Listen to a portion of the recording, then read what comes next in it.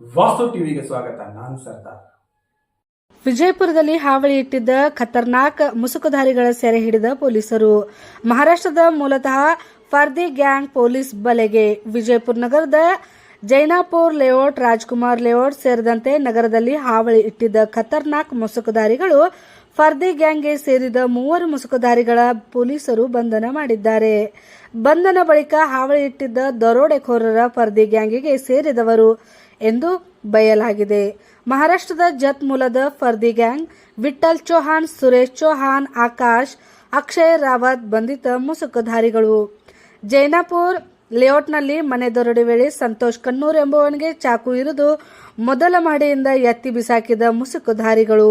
ಆತ ಸಾವನ್ನಪ್ಪಿದ್ದು, ಈ ಪೈಕಿ 3 ಬಂಧನಕ್ಕೆ ಒಳಗಾಗಿದ್ದಾರೆ. ಇನ್ನು ಇಬ್ಬರನ್ನು ಖತರ್ನಾಕ್ ದರೋಡೆಕೋರರನ್ನು ತೀವ್ರಗೊಂಡ ಶೋಧ ಕಾರ್ಯ.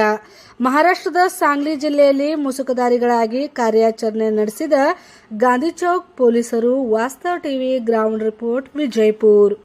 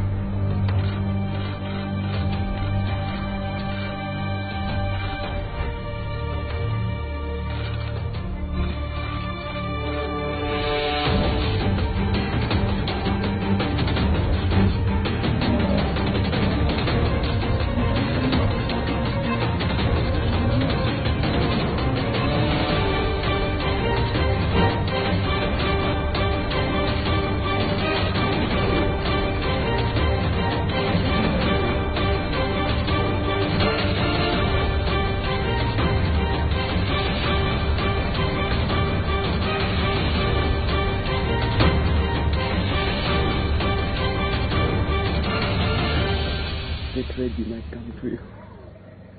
He might come to you now. He remembers us.